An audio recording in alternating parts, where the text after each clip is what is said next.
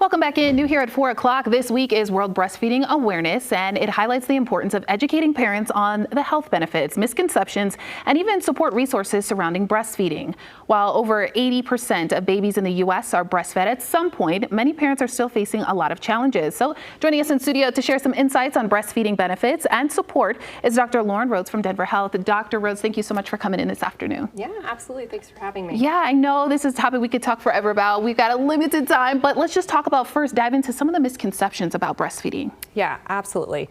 I think the misconception that I see most commonly is that a lot of moms feel like they have low supply or not enough breast milk. That often comes up because they feel like those babies just want to eat all the time, every 30 minutes, every hour. And that's not because babies aren't getting enough to eat. It's actually often because their tummies are just really small. They need a lot of calories to grow. And then on the flip side, emptying the breast frequently is actually the best way to increase milk supply. It sends signals to mom's body to make more milk. So when babies are doing that, they're really just doing their job to establish that good milk supply. And can we talk about the difference between breastfeeding and then we have the formula feeding? Yeah. So I think all of us could agree that formula in some ways can be really convenient. Easy to make that bottle if mom is away or just needs some much needed rest. However, on the flip side, formula is really expensive. Yeah. And I think a lot of folks have found that it can be challenging to find the formula that your baby has come accustomed to. And formula also comes with all of that washing of bottles and a lot of prep involved.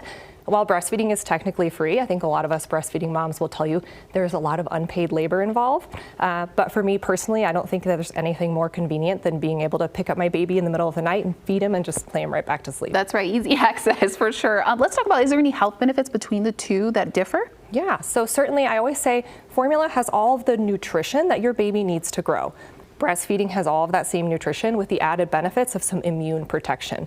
So breastfeeding specifically helps prevent a lot of infections like gut and ear infections, while formula unfortunately doesn't have those benefits. Okay, and let's talk about, I mean, it can be difficult to breastfeed, latching specifically. I know that's something you get taught in the hospital when you go home with the newborn, especially if you're a first-time mother. It can be quite intimidating. Yeah, latching is often one of the biggest challenges, especially early on in that breastfeeding relationship. I like to say babies are trying to learn to suck, swallow, breathe all at the same time. That's hard and it's not always supernatural. Some things that can really help with a good latch: skin to skin. I like to say, honestly, get everybody naked. We want baby and mom belly to belly together. We want to bring baby to the breast, not bringing yourself to the baby. That can be really uncomfortable. And then we want a wide open latch with that nipple far back in baby's mouth. And one thing I say, if baby latches and it really hurts, break the latch. Try again to get everybody comfortable and have that successful latch. Okay, last question I want to ask you might be the most important. If you are having some difficulty or challenges, talk about support resources real quick. Yeah, absolutely. There are lots of ways to feed your baby, and what's right for you might not be what's right for everybody else. But here at Denver Health, we are here to support you in feeding your baby in whatever way makes sense. Consult your pediatrician, your family doctor, or your OB if you're needing help. We're here to help you and hook you up with all of the resources that you might need. Awesome information. Dr. Rhodes, thank you so much for coming in.